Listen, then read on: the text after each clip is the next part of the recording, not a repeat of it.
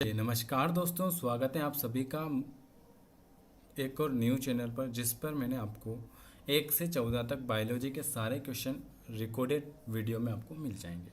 तो जो नया है ना, वो इस चैनल को सब्सक्राइब कर लेना। ये एक और नया चैनल है। आपकी जो डेली क्लास होती है वो होती है मुजावदिया मनीष चैनल पर, है ना। तो वो मैंने ये 14 चैप्टर तक कंप्लीट करा चुके हैं। तो जो बाकी रह गया था उनके लिए मैंने रिकॉर्डेड वीडियो एक और नए चैनल पर बनाया है, तो इसको आप ज़रूर सब्सक्राइब करें। चलिए, तो पहला चैप्टर आपका है जीव जगत का। इसमें हम करेंगे सारे क्वेश्चन जितने भी हैं, ठीक है। ये एनसीईआरटी के क्वेश्चन है, इनको करना बहुत ज़रूरी है। चलिए, पहला क्वेश्चन आपके सामने लिखा हुआ है कि स्थिर जाति संकल्पना किसने प्रस्तुत की थी। तो पहला क्वेश्चन है कि स्थिर जाति संकल्पना किसने दी थी। तो आप सभी का बिल्कुल सही आ जाएगा, कैरोलस लिनियस ने। कब? कैरोलस लिनियस ने 1758 में क्या किया था? कैरोलस लिनियस ने 1758 में नामकरण की द्विपद्धति का नामांकरण किया था। तो स्थिर जाति संकल्पना किसने दी थी? तो ये दी थी लिनियस ने। दूसरा क्वेश्चन लिखा हुआ है, न्यू वर्गीकी शब्द का उपयोग सबसे पहले किसने किया। दूसरे नंबर का क्वेश्चन है कि न्यू वर्गीकी शब्द का उपयोग सबसे पहले किसने किया था। बिल्कुल सही। तो न्यू वर्गीकी शब्द का सबसे पहले प्रयोग जो किया था जूलियस हेक्सले ने किया था। किसने किया था? जूलियस हेक्सले ने किया था।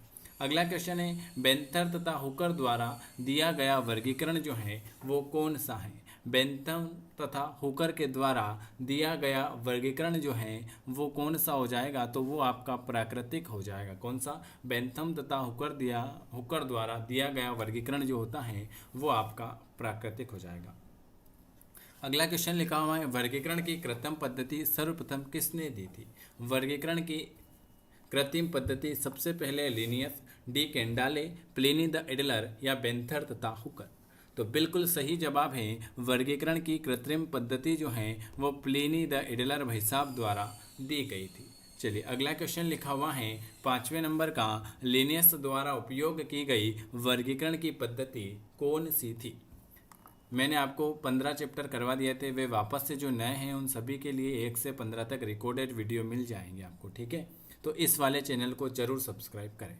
लिनियस द्वारा उपयोग की गई वर्गीकरण की पद्धति होती है कृत्रिम पद्धति होगी। अगला क्वेश्चन है, लिनियस ने नामकरण की एक पद्धति का विकास किया जिसे आप क्या कहते हो। क्वेश्चन लिखा हुआ है कि लिनियस ने नामकरण की एक पद्धति का विकास किया जिसे आप क्या कहते हो। तो जिसे हम आप सभी को अभी बताया, कैरोलस लिनियस ने द्विनाम पद्धति का विकास किया था। चलिए, अगला क्वेश्चन है, टेक्सोनोमी या वर्गीकरण की आधारभूत इकाई या सबसे छोटी इकाई कौन सी है, बताइए।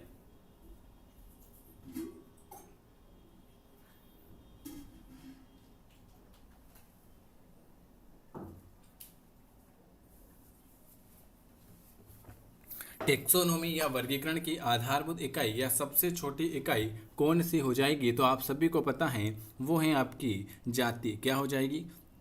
जाति हो जाएगी। चलिए, अगला क्वेश्चन है, एक टेक्सान जो होता है वो किसके बराबर होता है। एक टेक्सान जो होता है संबंधित परिवार के समूह के बराबर, संबंधित जाति के समूह के बराबर, एक प्रकार के जीवित जीव के बराबर या किसी भी रैंक के टेक्सान के बराबर। तो आप सभी को पता है कि एक टेक्सान जो होता है वो किसी भी रैंक के टेक्सान के समूह के बराबर हो जाएगा। चलिए, 9वें नंबर का क्वेश्चन लिखा हुआ है, ये रहा, मानव में सुधार के लिए मानव में सुधार के लिए आनुवंशिक सिद्धांतों का अनुप्रयोग क्या कहलाता है। क्वेश्चन लिखा हुआ है कि मानव में सुधार के लिए आनुवंशिक सिद्धांतों का जो अनुप्रयोग है वो क्या कहलाएगा। यूथेनिक्स, यूजेनिक्स, यूफेनिक्स या एंथोलॉजी। Very very good. तो मानव में सुधार के लिए आनुवंशिक सिद्धांतों का अनुप्रयोग जो कहलाता है वो यूजेनिक्स कहलाएगा। चलिए, अगला क्वेश्चन है, जीवाश्मों का अध्ययन क्या कहलाता है। जीवाश्मों का अध्ययन क्या कहलाएगा, बताइए। Very very good. जीवाश्मों का अध्ययन जो कहलाता है वो जीवाश्म विज्ञान कहलाएगा। क्या कहलाएगा? जीवाश्मों का अध्ययन जो है जीवाश्म विज्ञान कहलाएगा। पौधे या जंतुओं के समूह जो समान लक्षण वाले किसी भी रैंक के होते हैं उसे आप क्या कहते हो। पौधे या जंतुओं के समूह जो समान लक्षण वाले किसी भी रैंक के होते हैं उसे आप क्या कहते हो? तो उसे हम कहते हैं टेक्सोन कहेंगे। क्या कहेंगे? पौधे या जंतुओं का समूह जो समान लक्षण वाले किसी भी रैंक का होता है उसे हम टेक्सोन कहेंगे। आधुनिक समय में वर्गीकरण का सबसे मुख्य आधार जो है वो क्या है? आधुनिक समय में वर्गीकरण का सबसे मुख्य आधार जो है वो क्या है? Very very good.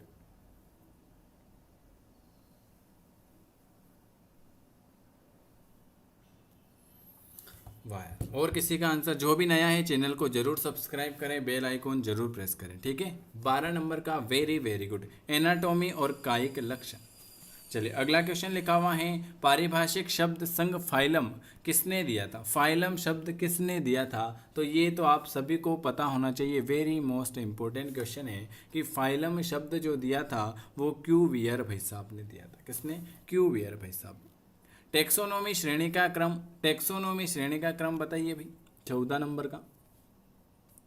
Very good. Taxonomy श्रेणी का क्रम जो होता है प्रभात, वर्ग, गण, कुल, ट्राइब, वंश और जाति। नामकरण की दो नाम पद्धति का अर्थ क्या होता है? Very most important question. नामकरण की द्विनाम पद्धति का अर्थ बताइए।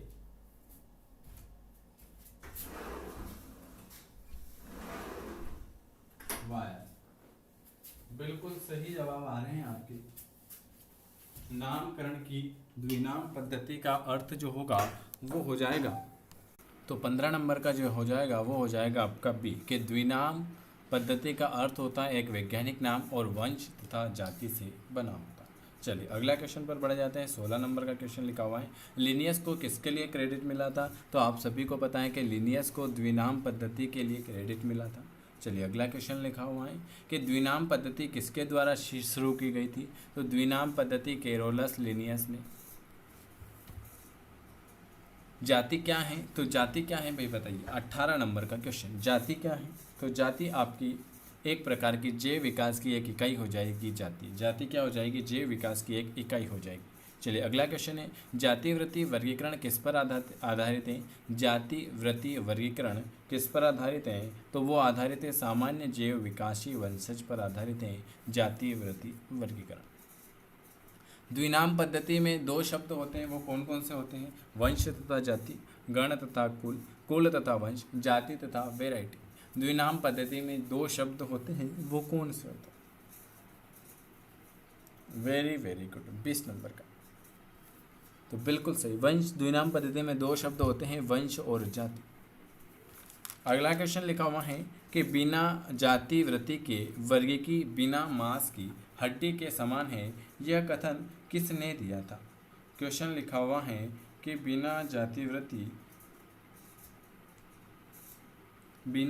वृत्ति के वर्गीकी बिना मांस की हड्डी के समान है, यह किसने दिया था? 21 नंबर का।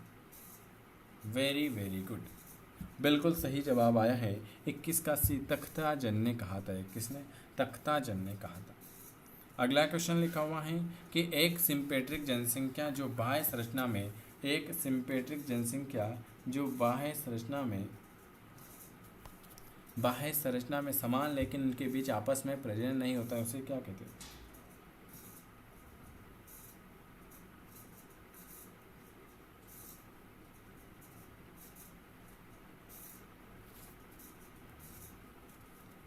Very very good. एक सिम्पेट्रिक जनसंख्या जो बाह्य संरचना में समान है लेकिन उनके बीच आपस में प्रजनन नहीं होता है, उसे जो हम कहेंगे उसे हम सिबलिंग जाति कहेंगे। कौन सी जाति कहेंगे? सिबलिंग जाति कहेंगे। 5 संघ के वर्गीकरण पद्धति में किसी भी एक संघ में नीले हरे शैवाल, क्या लिखा हुआ है? 5 संघ के वर्गीकरण पद्धति में किसी भी एक संघ में नीले हरे शैवाल, नाइट्रोजन स्थिरीकरण जीवाणु तथा मिथेनोजैक आर्की जीवाणु आते हैं, उन्हें आप क्या कहते हैं? तो उन्हें हम मोनेरा कहेंगे। क्या कहेंगे? ऑप्शन डी वाला। चलिए अगला क्वेश्चन लिखा हुआ है कि वे जातियां जो विभिन्न भौगोलिक क्षेत्रों में पाई जाती हैं उसे क्या कहते हो? वे जातियाँ जो विभिन्न भौगोलिक क्षेत्रों में पाई जाएगी उन्हें आप क्या कहोगे? तो उन्हें एलोपेट्रिक कहेंगे। क्या? वे जातियाँ जो विभिन्न भौगोलिक क्षेत्रों में पाई जाती हैं एलोपेट्रिक कही जाती हैं। ऑप्शन सी वाला। चलिए अगला क्वेश्चन क्या लिखा हुआ है? अगला क्वेश्चन लिखा हुआ है 25 नंबर का कि यदि पृथ्वी के वातावरण में CO2 नहीं होता, यदि पृथ्वी के वातावरण में CO2 नहीं होता तो पृथ्वी का तापमान कितना होता?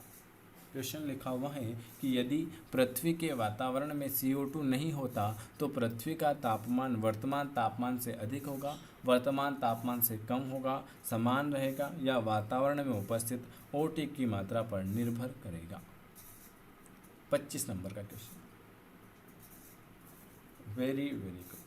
तो यदि पृथ्वी के वातावरण में CO2 नहीं होता है तो पृथ्वी का तापमान जो है वो उसके वर्तमान तापमान पर ही निर्भर करेगा। अगला क्वेश्चन है कि जीवों के वर्गीकरण का मुख्य उद्देश्य क्या हो जाएगा? जीवित जीवों के वर्गीकरण का मुख्य उद्देश्य क्या हो जाएगा?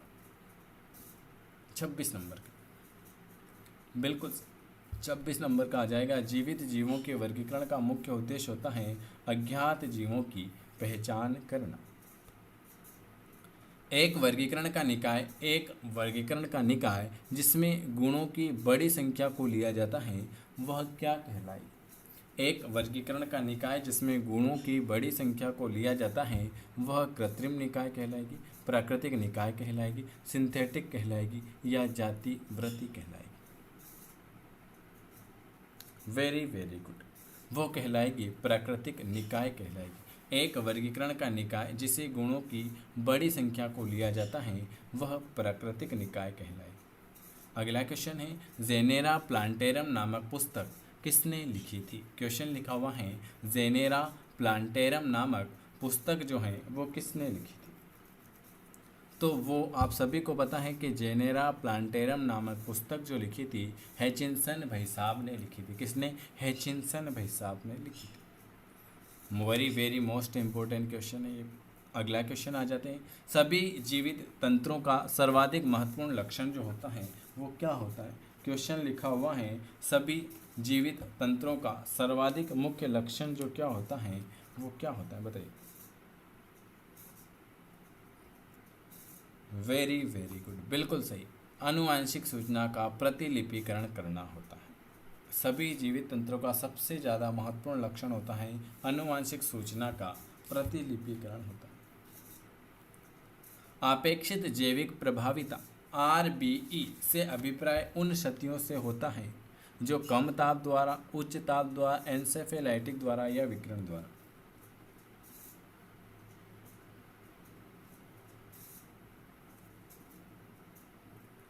आपेक्षित जैविक प्रभाविता RBE से अभिप्राय उन क्षतियों से होता है जो आप सभी को पता है जो विकिरण द्वारा होता है। किसके द्वारा? विकिरण के द्वारा होता है। अगला क्वेश्चन लिखा हुआ है फोटोलिथोट्राप्स के लिए क्या सत्य है? फोटोलिथोट्राप्स के लिए क्या सत्य हो जाएगा?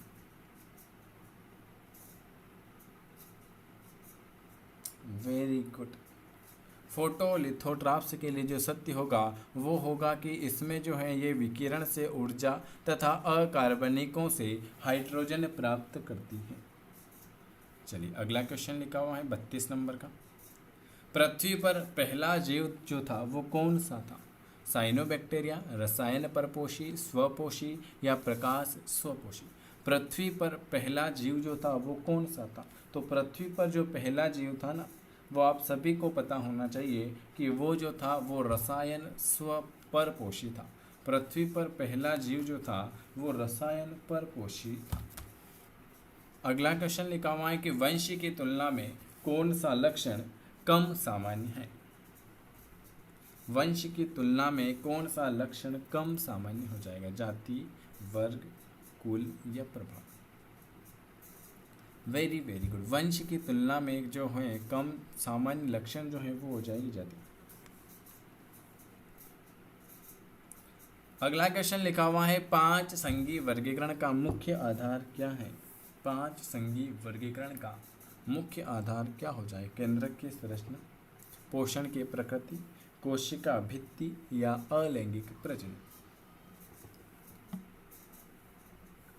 Very very good. पांच संघीय वर्गीकरण का मुख्य आधार होता है पोषण की प्रकृति। अगला क्वेश्चन लिखा हुआ है आपके सामने, एक जाति के जीवों के लिए क्या सत्य हो जाएगा? बताइए। एक जाति के जीवों के लिए क्या सत्य हो जाएगा? इस पे मैं आपको रिकॉर्डेड वीडियो दे दूंगा सारे, जो मैंने पहले लाइव क्लास में करा दिए हैं। ठीक है, तो इस चैनल को ज़रूर सब्सक्राइब करना, इस पे आपको बहुत सारे वीडियो मिलते रहेंगे। ठीक है, चलिए। एक जाति के जीवों के लिए क्या सत्य हो जाएगा? 35 नंबर का बिल्कुल आपका आ जाएगा आपसी सहप्रवाह। वे जीवधारियाँ जो अपचयनित अकार्बनिक यौगिक के ऑक्सीकरण से ऊर्जा प्राप्त करते हैं वो क्या कहलाते हैं? वे जीवधारी जो अपचयनित अकार्बनिक यौगिक के ऑक्सीकरण से ऊर्जा प्राप्त करते हैं उन्हें आप क्या कहते हैं?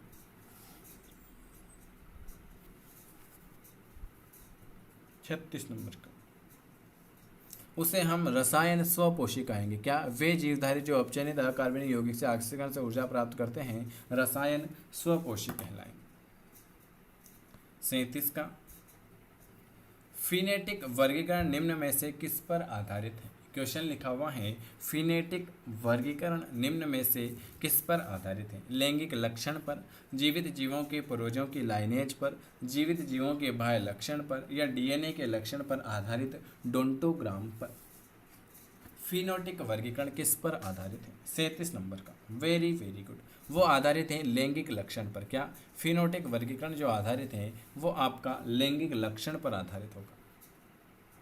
अगला क्वेश्चन लिखा हुआ है, जैव वर्गीकी का मुख्य उद्देश्य क्या है? जैव वर्गीकी का मुख्य उद्देश्य क्या हो जाएगा? कोशिका लक्षण के आधार पर जीवों की पहचान तथा वर्गीकरण में उसका स्थान, बाह्य संरचना के लक्षण के आधार पर जीवों का वर्गीकरण, जीवों के विभिन्न टैक्सा की सीमा निर्धारित करना या जीवों का वर्गीकरण जैव विकास के इतिहास के आधार पर और अध्ययन के सभी क्षेत्रों के पैरामीटर के आधार पर उसका फाइलोजी स्थापित करना। तो जैव वर्गीकरण का जो मुख्य उद्देश्य होता है ना, वो आपको पता होना चाहिए कि जीवों का वर्गीकरण जैव विकास इतिहास के आधार पर और अध्ययन के सभी क्षेत्रों के पैरामीटर के आधार पर उसका फाइलोजेनी स्थापित करना होता। चलिए अगला क्वेश्चन है 39 नंबर का, जाति को आप क्या कहते हो? Very very good. जाति को आप क्या कहते हो बताइए। तो ये क्वेश्चन मोस्ट आईएमपी लगा लेना कि वर्गीकरण की सबसे छोटी इकाई, वर्गीकरण की सबसे छोटी इकाई कहलाएगी जाति। पौधे जो बीजाणु द्वारा प्रजनन करते हैं जैसे मांस तथा फर्ण, उन्हें क्या कहते हो? पौधे जो हैं जो बीजाणु के द्वारा प्रजनन करते हैं जैसे मांस तथा फर्ण, उसे आप क्या कहोगे? तो उसे हम जो कहेंगे वो कहेंगे स्पाइरोफाइडा। क्या कहेंगे? स्पाइरोफाइडा। पौधे जो बीजाणु द्वारा प्रजनन करते हैं जैसे मांस तथा फर्ण, उसे स्पाइरोफाइडा कहेंगे। आवृत बीज में मुख्य रूप से पौधे प्रभावी होते हैं, क्यों? क्वेश्चन लिखा हुआ है कि आवृत बीज में मुख्य रूप से पौधे जो हैं वो प्रभावित होते हैं, क्यों?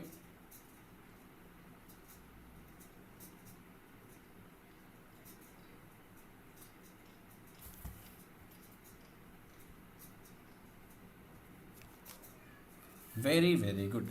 इसलिए प्रभावित होते हैं क्योंकि इसमें विभिन्न आवासों में अनुकूल की क्षमता होती है। अगला क्वेश्चन क्या लिखा हुआ है? अगला क्वेश्चन आपके सामने लिखा हुआ है कि निम्न में से कौन एक प्रजाति के लिए सही नहीं हो जाएगा? प्रजाति के लिए कौन सा सही नहीं हो जाएगा बताइए। बिल्कुल सही। ये जो होता है ये एक प्रजाति की आबादी में जीन प्रवाह नहीं होता, इसलिए ये प्रजाति के लिए बिल्कुल गलत हो जाएगा। एक प्रजाति के सदस्य में अंत प्रजनन हो सकता है, सही है। प्रत्येक प्रजाति अन्य प्रजातियों से प्रजनात्मक रूप से पृथक होती है, ये भी सही है। एक प्रजाति के सदस्यों के बीच विभिन्नता होती है, ये भी सही है, लेकिन बी वाला गलत हो जाएगा। जैविक संगठना किस स्तर से प्रारंभ होती है? जैविक संगठना जो है वो किस स्तर से प्रारंभ होगी? 43। Very very good. जैविक संगठना जो है उप सूक्ष्मदर्शी आणविक स्तर से प्रारंभ हो जाएगी, उप सूक्ष्मदर्शी आणविक स्तर से प्रारंभ हो जाएगी।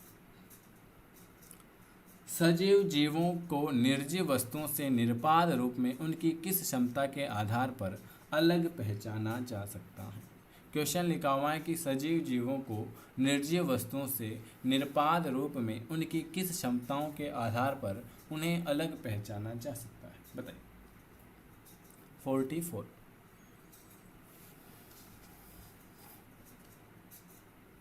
वेरी गुड, बिल्कुल सी वाला, जनन के कारक। चलिए अगला क्वेश्चन लिखा हुआ है, वेरी मोस्ट इंपॉर्टेंट क्वेश्चन है, आईसीबीएन का पूरा नाम क्या होगा? आईसीबीएन का पूरा नाम बताना है, बताइए। आईसीबीएन का पूरा नाम बताओ। आईसीबीएन का पूरा नाम होता है international code of botanical nomenclature. ICBN का पूरा नाम होता है international code of botanical nomenclature. अगला क्वेश्चन है, बीज स्वभाव के विकास में, क्या बीज स्वभाव के विकास में निम्न में से कौन सी एक चीज महत्वपूर्ण मानी जाती है? क्या क्वेश्चन लिखा हुआ है, बीज स्वभाव के विकास में निम्न में से ऐसे कौन सी चीज हैं जो एक महत्वपूर्ण मानी जाएगी?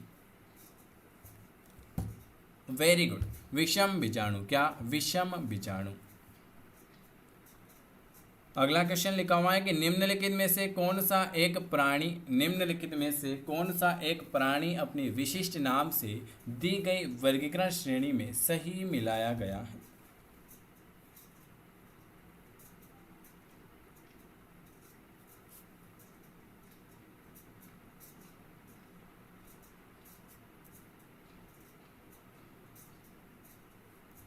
वेरी गुड, बिल्कुल सही। 47 नंबर का आ चुका है आपका ए वाला, बाघ टाइग्रिस, जो एक स्पेसीज है।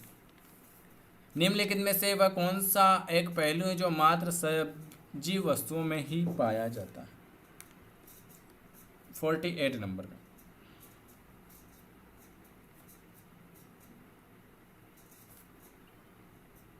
Very very good. निम्न में से वह कौन सा एक पहलू जो मात्र सजीव वस्तुओं में पाया जाएगा? तो वो पाया जाएगा पर्यावरण में होने वाली घटनाओं की अनुभूति और उसकी स्मृति। चलिए अगला क्वेश्चन है, निम्नलिखित में से किस एक जीव का सही वैज्ञानिक नाम? वैज्ञानिक नाम तो आपको याद करना ही है। निम्नलिखित में से किस एक जीव का सही वैज्ञानिक नाम?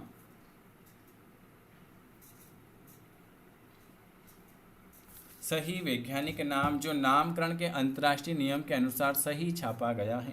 49 का वेरी गुड, बी वाला हो जाएगा। कौन सा? बी वाला हो जाएगा, एक प्रोटोजोआ रोजक जिसमें सबसे ज़्यादा गंभीर प्रकार की मलेरिया है। ठीक है, चलिए अगला क्वेश्चन क्या लिखा हुआ है, 50 नंबर पर आ जाता है। निम्नलिखित में से कौन सा सही नहीं है? इनमें से आपको बताना है कौन सा सही नहीं है, कौन सा सही नहीं। तो देखो, वानस्पतिक उद्यान संदर्भ के लिए जीवित पादपों का संग्रह बिल्कुल सही है। कुंजी नमूनों के पहचानने के लिए एक वर्गीकृत सहायता होती है, ये भी सही है। पादपालय में शुष्कीकृत प्रेस निकाय किए जाते हैं, ये भी सही। लेकिन संग्रहालय पादप और जंतुओं की तस्वीर का संग्रहण करना ये आपका गलत हो जाएगा। नाम पद्धति कुछ विशेष सार्वजनिक मान्य नियमों द्वारा दिया गया। निम्नलिखित में कौन सा एक कथन है जो नाम पद्धति नियम के विरुद्ध है? 51। वेरी गुड, जैविक नाम को किसी भी भाषा में लिखा जा सकता है, ये इसके बारे में बिल्कुल गलत है। जैविक नाम में पहला शब्द वंश अभी बताया था और दूसरा जाति होता है, ये तो सही है। नाम को लैटिन भाषा में और देशी अक्षर में लिखते हैं, ये भी सही है। नाम को जब हाथ से लिखते हैं तो उसे रेखांकित किया जाता है, ये भी सही है। लेकिन ऑप्शन ए वाला आपका बिल्कुल गलत आ जाएगा। बड़े आकार के जंतुओं के मुकाबले में छोटे आकार के जंतुओं के लिए पहाड़ी पर चढ़ना आसान होता है, क्यों? बताइए। वेरी गुड, बड़े आकार के जंतुओं के मुकाबले में छोटे आकार के जंतुओं को पहाड़ी पर चढ़ना इसलिए आसान होता है क्योंकि छोटे आकार वाले पशुओं की उपापचयी दर अपेक्षाकृत अधिक होती हैं। बी वाला, ये मैंने आपको एक चैप्टर करवा दिया है पूरा फिनिश। क्या करवा दिया है? ये पहला चैप्टर जीव जगत का कंप्लीट करा दिया है। इसी तरह मैंने आपको 14 चैप्टर तक पहले लाइव क्लास में पढ़ा दिया था, तो इसलिए मैंने आपके लिए जो भी नए हैं उनको ये रिकॉर्डेड क्लास दे दी है। तो एक एक वीडियो में मैं आपको एक चैप्टर कंप्लीट करा दूंगा, मतलब 14 वीडियो में आपके एक पूरा चैप्टर सारे एनसीईआरटी के बायोलॉजी के कंप्लीट हो जाएंगे। तो आप कल से लाइव क्लास में 15 नंबर का चैप्टर देख सकते हो। ठीक है, जो नया है चैनल को, ये नया चैनल है तो सभी को इसको सब्सक्राइब करना है। ठीक है, और जो ऐड होना चाहते हैं, ऐड हो गए होंगे, इस नंबर पर भले मैसेज कर देना है। ठीक है, वीडियो देखने के लिए आप सभी का बहुत बहुत धन्यवाद। आपको डेली फ्री क्लास मिलती है ना। जिनको नहीं मिले वो मैसेज कर सकते हैं। चलिए, वीडियो देखने के लिए आप सभी का धन्यवाद। चलिए, नमस्कार दोस्तों, आज मैं आपके लिए लेकर आया हूँ क्लास दूसरी। इससे पहले मैंने आपको एक क्लास करवा दी थी एक न्यू चैनल पर, है ना। तो ये दूसरी क्लास है। इस तरह से हम डेली एक वीडियो अपलोड कर जहाँ तक आप जो पुराने स्टूडेंट हैं वहाँ तक हम आपको ले कर चलेंगे। तो मैंने आपके बायोलॉजी के 15 क्वेश्चन करा दिए थे, 15 चैप्टर। ठीक है, तो 1 से 14 तक अगर किसी ने नहीं देखी है तो ये वीडियो आप आराम से रिकॉर्डेड देख सकते हो। ठीक है, इस चैप्टर में कितने क्वेश्चन रहेंगे वो भी बता देता हूँ। इस चैप्टर में रहेंगे आपके, ये चल रहा है 170 क्वेश्चन रहेंगे इस चैप्टर में। तो आज हम करेंगे 50 के 3 वीडियो में हम दूसरा चैप्टर भी हम ख़त्म कर देंगे। ठीक है, तो ये जो नया चैनल है इसको जिन्होंने सब्सक्राइब नहीं किया है सब्सक्राइब कर लीजिएगा, क्योंकि इस पे ही मैं आपको 1 से लगाकर 15 तक के सारे वीडियो दूँगा। ठीक है, उसके बाद होगी तो थ्योरी की क्लास भी इस पर हो जाएगी। तो जो भी नया है चैनल को सब्सक्राइब जरूर करें। ठीक है, दूसरा क्वेश्चन, पहला क्वेश्चन लिखा हुआ दूसरे चैप्टर का कि अफ्रीकन स्लीपिंग सिकनेस, सोने की बीमारी किस जीव में होती है। तो ये तो आप सभी को पता है कि सोने की बीमारी किस में होती है। तो सोने की बीमारी बताइए। सोने की बीमारी जो होती हैं वो टिप्रेनोसोमा ग्रेम्बियस में होती है। किस में होती है? टिप्रेनोसोमा ग्रेम्बियस में हो जाएगी अफ्रीकन स्लीपिंग सिकनेस, सोने की बीमारी। दूसरा क्वेश्चन क्या लिखा हुआ है? स्लीपिंग सिकनेस की बीमारी का वाहक कौन सा है? दूसरा क्वेश्चन क्या लिखा हुआ है? यहाँ पर हम जल्दी जल्दी क्वेश्चन आंसर कंप्लीट करेंगे।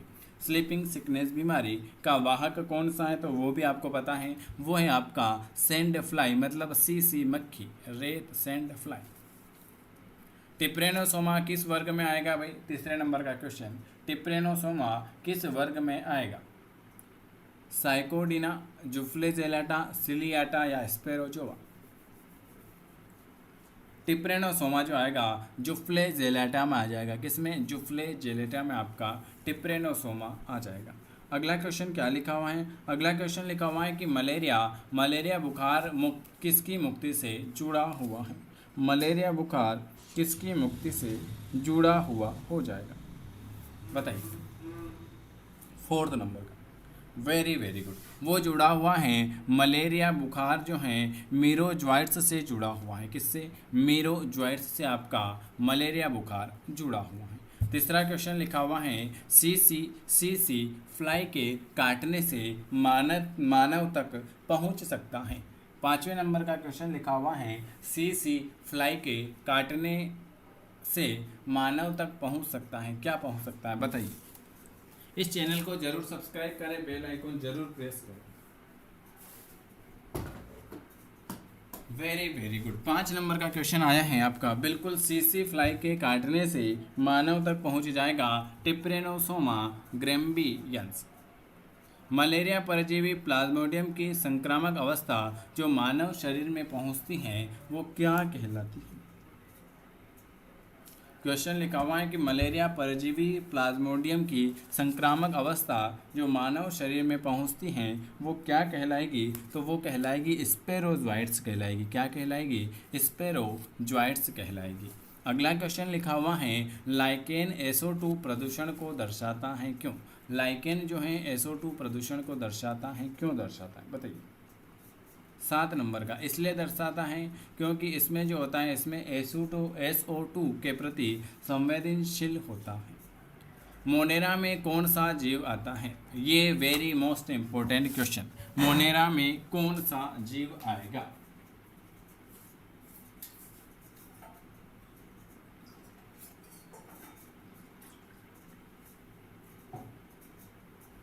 Very good.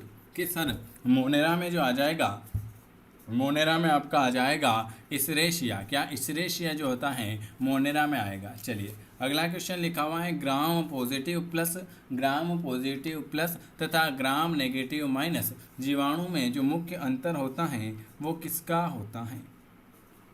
Gram positive plus तथा ग्राम नेगेटिव माइनस जीवाणु में मुख्य अंतर जो होगा वो किसका हो जाएगा, तो वो आप सभी को पता है 9 नंबर का क्वेश्चन वो हो जाएगा कोशिका भित्ति का हो जाएगा। किसका?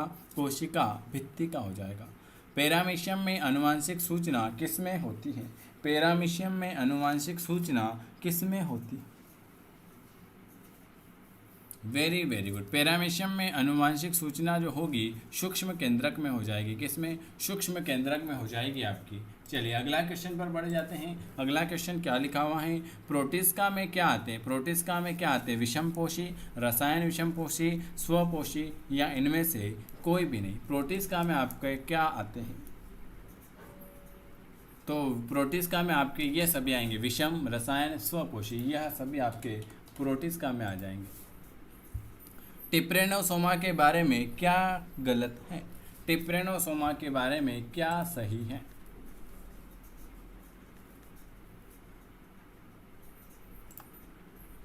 Very very good.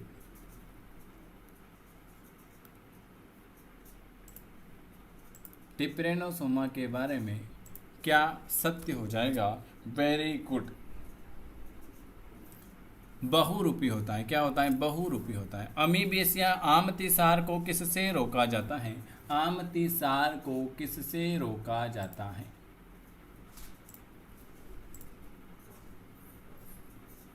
आमतिसार को किससे रोका जाता है? वेरी गुड, बिल्कुल सही पकड़े हैं आप। आमतिसार को हम रोक सकते हैं, वो रोक सकते हैं संतुलित आहार खाकर। अगला क्वेश्चन क्या लिखा हुआ है आपके सामने? प्लाज्मोडियम किस वर्ग में आता है? प्लाज्मोडियम किस वर्ग में आएगा? प्लाज्मोडियम किस वर्ग में आता है? तो आप सभी ने बता दिया सर, स्पेरोजोआ में आएगा आपका प्लाज्मोडियम। 15 नंबर का क्वेश्चन क्या लिखा हुआ है? एक अप्रकाश संश्लेषी वायवीय मिट्टी में नाइट्रोजन स्थिरीकरण करने वाला जो जीवाणु होता है वो क्या होता है?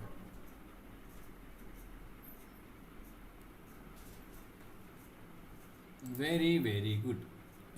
एक अप्रकाश संश्लेषी वायवीय मिट्टी में नाइट्रोजन स्थिरीकरण करने वाला जीवाणु जो हो जाएगा वो हो जाएगा राइजोबियम। क्या हो जाएगा? राइजोबियम हो जाएगा। अवशोषी विषमपोषी पोषण किसके द्वारा प्रदर्शित होता है?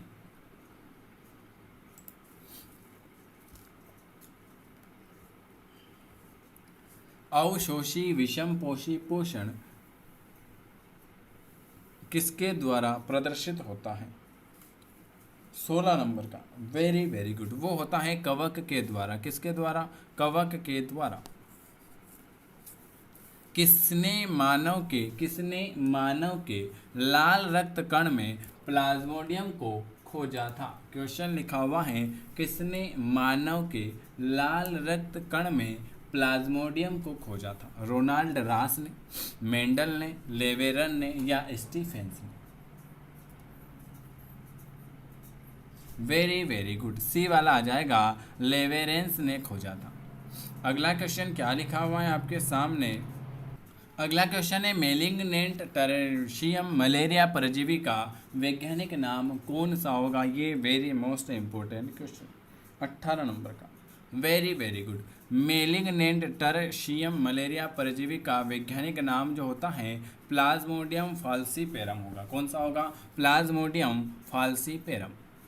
ऐसे जीवों का नाम बताइए जो सूर्य से प्रत्यक्ष या अप्रत्यक्ष ऊर्जा नहीं लेते हैं। क्वेश्चन लिखा हुआ है कि ऐसे जीव का आपको नाम बताना है जो सूर्य से प्रत्यक्ष या अप्रत्यक्ष ऊर्जा नहीं लेते हैं। वो हो जाएंगे रसायन संश्लेषी जीवाणु। क्या हो जाएंगे? रसायन संश्लेषी जीवाणु हो जाएंगे। अगला क्वेश्चन है अफ्रीकन निद्रा बीमारी किसके कारण होती है? अफ्रीकन निद्रा बीमारी किसके कारण होगी? 20 नंबर का। Very very good. अफ्रीकन निद्रा बीमारी जो होती है गोलीसेना पल्पासी द्वारा छोड़े गए टिप्रेनोसोमा ग्रेम्बियस के कारण होगी। टिप्रेनोसोमा ग्रेम्बियस के कारण। जीवाणु में पीढ़ी एकांतरण नहीं होता है क्यों? जीवाणु में पीढ़ी एकांतरण नहीं होता है क्यों?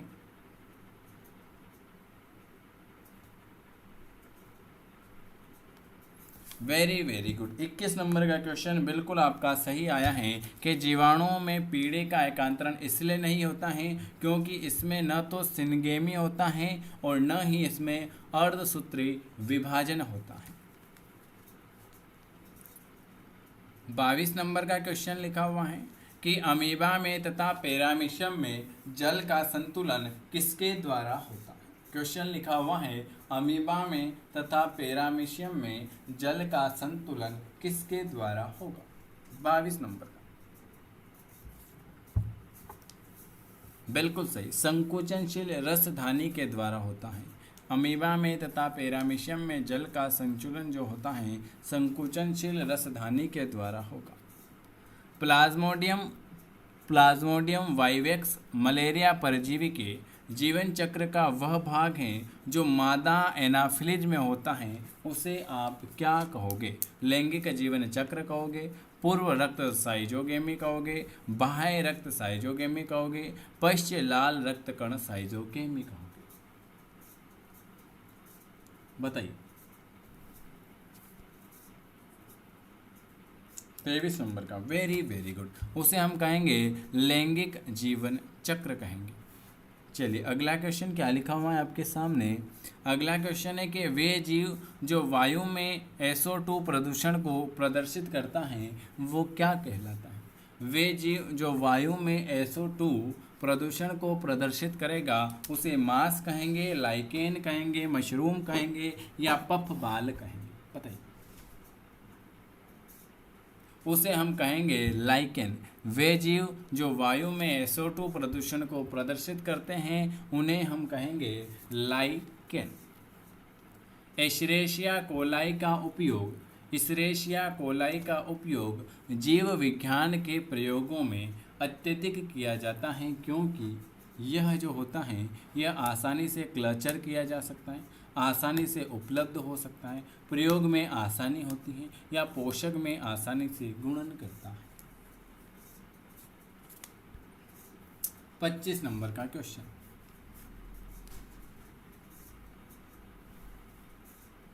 Very very good. Escherichia coli का उपयोग जीव विज्ञान के प्रयोगों में अत्यधिक किया जाता है क्योंकि इसमें जो है इसे हम आसानी से कल्चर कर सकते हैं।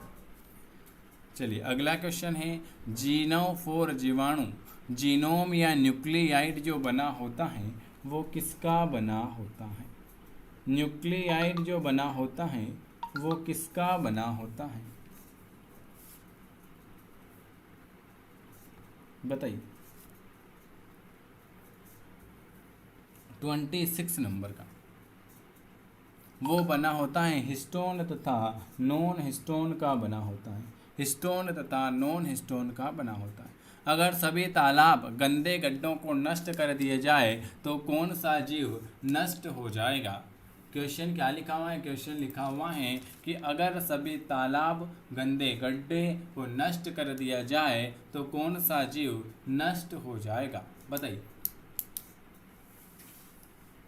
27 नंबर का वेरी वेरी गुड, वो जो है प्लाज्मोडियम, क्या प्लाज्मोडियम हो जाएगा। चलिए अगला क्वेश्चन क्या लिखा हुआ है। मानव में प्लाज्मोडियम की साइजोंट अवस्था किस कोशिकाओं में पाई जाएगी? मानव में प्लाज्मोडियम की साइजोंट अवस्था किस कोशिकाओं में पाई जाती है? लाल रक्त कण, यकृत कोशिका, लाल रक्त कण तथा यकृत कोशिका, लाल रक्त कण, यकृत कोशिका तथा प्लीहा कोशिका। मानव में प्लाज्मोडियम की साइजोंट अवस्था किस कोशिकाओं में पाई जाती है? वेरी वेरी गुड, वो पाई जाती है लाल रक्त कण तथा यकृत कोशिकाओं में। 2 क्वेश्चन और कर लेते हैं। 30 क्वेश्चन का अपन एक सेट बनाकर ये चैप्टर भी अपन खत्म कर लेंगे, है ना। चलिए अगला क्वेश्चन क्या लिखा हुआ है? अगला क्वेश्चन लिखा हुआ है कि रिवर्स ट्रांसक्रिप्ट्स क्या है? रिवर्स ट्रांसक्रिप्ट्स क्या है बताइए, 29 नंबर का। ये एक प्रकार का आरएनए आश्रित डीएनए पॉलीमेरेज है और आपको कमेंट बॉक्स में बताना है आरएनए और डीएनए का फुल फॉर्म क्या हो जाएगा। और लास्ट क्वेश्चन है टीएमवी, जिसे हम कहते हैं टोबैको मोज़ेक वायरस का जीन जो होता है वो क्या होता है। आप सभी से निवेदन है कि इस चैनल को आप इसलिए सब्सक्राइब करें क्योंकि इस पे आपकी बायोलॉजी की थ्योरी की क्लास भी होगी और एनसीईआरटी के जो छूटे हुए सारे चैप्टर हैं उसके रिकॉर्डेड वीडियो भी मिलेंगे। टोबैको मोज़ेक वायरस टीएमवी का जो जीन हो जाएगा वो आपका 30 नंबर का हो जाएगा, बी वाला, एक धागे वाला आरएनए। 30 नंबर के आपका डेली ये करवा के दूसरा चैप्टर करा देंगे, फिर हम करेंगे तीसरा चैप्टर। ठीक है, चलिए मिलते हैं अपन। इसमें 180 क्वेश्चन है तो 30 क्वेश्चन आज हो गए, 50 कल हो जाएंगे। ऐसे करके 4 वीडियो में मैं आपको 200 क्वेश्चन करा दूंगा। वीडियो देखने के लिए आप सभी का धन्यवाद। लाइक शेयर सब्सक्राइब जरूर करें। दोस्तों स्वागत है आप सभी का। और अगर आप सभी लाइव आ चुके हैं और आपके पास वीडियो स्टार्ट हो चुका है तो एक बार सभी यस लिख दीजिएगा। आपको डेली क्लास मिल रही होगी सुबह 9 बजे और शाम को 8:30 बजे। जिनको क्लासें नहीं मिलती हैं या जिनको नई क्लास या नए ग्रुप में ऐड होना है वो इस नंबर पर व्हाट्सअप कर सकते हैं। 9753749986 पर आप मैसेज करके हमसे डेली की फ्री क्लास में जुड़ सकते हैं। चलिए पहला क्वेश्चन आपके सामने लिखा हुआ है, निम्न में से कौन सुमेलित क्रम है? सुमेलित क्रम बताइए। रेडियल विदलन, पेनिसिलियन, एक्सरे या चेचक? बताइए, पहला क्वेश्चन आपके सामने। Very good. रेडियल जो होता है, रेडियम जो होता है ये मैडम क्यूरी, ठीक है, रेडियल मैडम क्यूरी। पेनिसिलिन की खोज जो की थी वो अलेक्जेंडर फ्लेमिंग। एक्सरे की खोज की थी W.K. रॉन्टिजन और चेचक के टीके की खोज की थी एडवर्ड जेनर। तो ऑप्शन आपका ए वाला आ जाएगा। दूसरा क्वेश्चन है, गति का तीसरा नियम रिक्त स्थान और वेग के बीच संबंध जो है वो क्या प्रदान करेगा?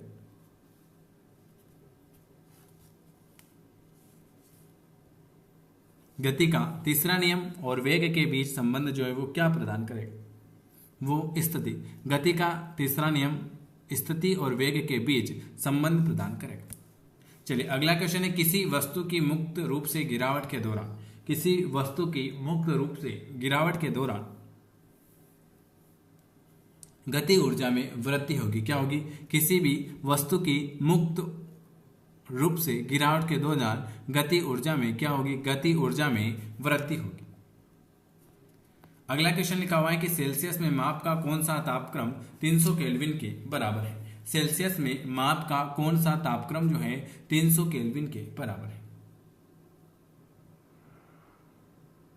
B1 27 degree Celsius. वायु का निरपेक्ष अपवर्तन सूचकांक कितना होता है? वायु का निरपेक्ष अपवर्तन सूचकांक जो होता है वो कितना होगा? 1.0003। कूलाम का नियम क्या कहलाता है? कूलाम का नियम दो ऑप्शन है कि दो बिंदु आवेश के मध्य आकर्षण बल का परिणाम दो आवेशों की मात्रा के गुणनफल के साथ साथ उनके बीच की दूरी के वर्ग के व्युत्क्रमानुपाती होता है, या दो बिंदु आवेशों के मध्य आकर्षण के बल का परिणाम दो आवेशों की मात्रा के व्युत्क्रमानुपाती होता है और उनके बीच की दूरी के वर्ग के अनुक्रमानुपाती होता है। दो ऑप्शन और देख लेते हैं। Very good. दो बिंदुओं के कूलाम का नियम जो होता है वो दो बिंदुओं के आवेशों के मध्य आकर्षण के बल का परिणाम दो आवेशों की मात्रा के अनुक्रमानुपाती होता है और उनके बीच की दूरी के वर्ग के व्युत्क्रमानुपाती होगा। चलिए अगला क्वेश्चन लिखा हुआ है, 25 डिग्री सेल्सियस पर विभिन्न माध्यम में ध्वनि की चाल के बारे में कौन सा कथन असत्य है? बताइए, 7वें नंबर का। वेरी बी वाला, केवल बी सही है कि हीलियम गैस में ध्वनि की चाल 965 किलोमीटर प्रति सेकंड है, नहीं। हाइड्रोजन गैस में ध्वनि की चाल 1284 मीटर प्रति सेकंड हो जाएगी। ऑप्शन आपका बी वाला आ जाएगा। सबसे बाहरी ऑर्बिट में रिक्त स्थान में इलेक्ट्रॉन की संख्या एक समान होती है। सबसे बाहरी ऑर्बिट में इलेक्ट्रॉन की संख्या एक समान होगी। AI या BI सबसे बाहरी ऑर्बिट में इलेक्ट्रॉन की संख्या एक समान होती है, AS और BI। ऑप्शन आपका बी वाला आ जाएगा। सल्फ्यूरिक एसिड के साथ अगला क्वेश्चन है कि सल्फ्यूरिक एसिड के साथ मिश्रित होने पर लिटमस विलियन का रंग कैसा होगा। सल्फ्यूरिक एसिड के साथ मिश्रित होने पर सल्फ्यूरिक अम्ल का मिश्रित होने पर लिटमस विलियन का रंग जो होगा वो हो जाएगा लाल हो जाएगा। कौन सा होगा? लाल हो जाएगा। अगला क्वेश्चन है न्यूलैंड की आवर्त तालिका में तत्वों को हेलोजन के साथ रखा जा गया था। किस में रखा गया था? MS, AS, FES किस में? न्यूलैंड की आवर्त तालिका में तत्वों को CO और Na को हेलोजन के साथ रखा गया था। किसको? Ci और Na को हेलोजन के साथ रखा गया था। न्यूलैंड की आवर्त तालिका में तत्वों को CO और Na को हेलोजन के साथ रखा गया था। अत्यधिक आघातवर्धन्य धातु कौन सी है? अत्यधिक आघातवर्धन्य धातु कौन सी है? वेरी गुड, सोना। अत्यधिक आघातवर्धन्य धातु जो हो जाएगी वो आपकी सोना हो जाएगी। लेखन पेंसिल में है, लेखन पेंसिल में क्या है? ठोस स्याही, लेड सल्फेट या ग्रेफाइट? ठोस स्याही क्या है? लेखन पेंसिल में जो है वो है आपकी ठोस स्याही। चलिए अगला क्वेश्चन क्या लिखा हुआ है? निम्न में से आदर्श गैस के समीकरण में PV प्लस nRT में कौन सा R का गणितीय मान नहीं हो सकता? 8314 वायुमंडल मोल K-1। वात्या भट्टी में किसके आयरन ऑक्साइड उपचयित होते हैं? वात्या भट्टी में किससे आयरन ऑक्साइड उपचयित होते हैं?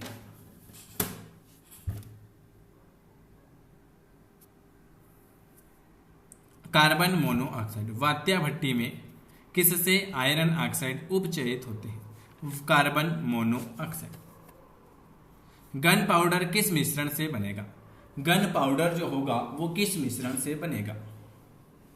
गन पाउडर जो होता है चारकोल, सल्फर और पोटेशियम नाइट्रेट से बनेगा। किससे? गन पाउडर जो होता है वो आपके चारकोल, सल्फर और पोटेशियम नाइट्रेट से बनेगा। अगला क्वेश्चन क्या लिखा हुआ है? उत्परिवर्तन का सिद्धांत किसके द्वारा प्रतिस्थापित किया गया था? Very IMP question. उत्परिवर्तन का सिद्धांत किसके द्वारा प्रतिस्थापित किया गया था?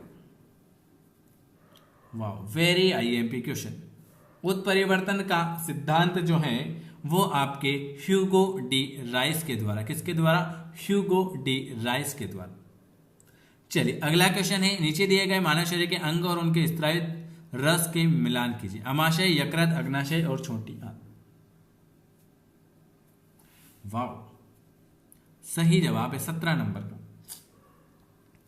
तो अमाशय जो होता है, अमाशय जो होता है वो आपके जठर रस, यकृत जो होता है वो आपका पित्त रस, अग्नाशय जो होता है वो आपका अग्नाशय रस और छोटी आंत जो होती हैं वो आंतरी रस। 2, 3, 1, 4। चलिए अगला क्वेश्चन सामने लिखा हुआ है कि DNA माइटोकॉन्ड्रिया में भी पाया जाता है। नीचे दिए गए कोड का प्रयोग करके सही उत्तर चुनिए। DNA केवल 1, 2, 3 यहां पर देखना दी 18 नंबर का। एक मिनट हो, 18 नंबर का नहीं यार, 18 नंबर का थोड़ा सा गलत आ चुका है। 19 पर आ जाते हैं। पौधे में गैसों का आदान प्रदान किसके माध्यम से होगा? पौधों में गैसों का आदान प्रदान किसके माध्यम से होगा? पौधों में गैसों का आदान प्रदान जो होता है वो आपके रंध्र के माध्यम से होगा। किसके माध्यम से? पौधों में गैसों का आदान प्रदान जो होता है वो आपके रंध्र के माध्यम से होगा। विटामिन B12 का रासायनिक नाम निम्न में से कौन सा है? विटामिन B12 का रासायनिक नाम निम्न में से कौन सा हो जाएगा? विटामिन B12, डी वाला राइबोफ्लेविन। विटामिन B12 का रासायनिक नाम जो हो जाएगा राइबोफ्लेविन हो जाएगा। लैक्टोबैसिलस नामक सूक्ष्म जीव एक होता है। लैक्टोबैसिलस नामक सूक्ष्म जीव एक होगा।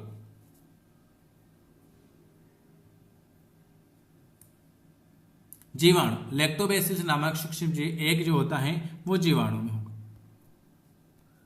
वायरस सामान्यतः किसके बने होते हैं? वायरस जो होते हैं वो सामान्यतः किसके बने होंगे? वेरी गुड, वायरस जो है प्रोटीन और न्यूक्लियक अम्ल के बने होंगे। किसके? वायरस प्रोटीन और न्यूक्लियक अम्ल के बने होंगे। अगला, NGT का पूर्ण रूप क्या है? NGT का पूरा रूप क्या है?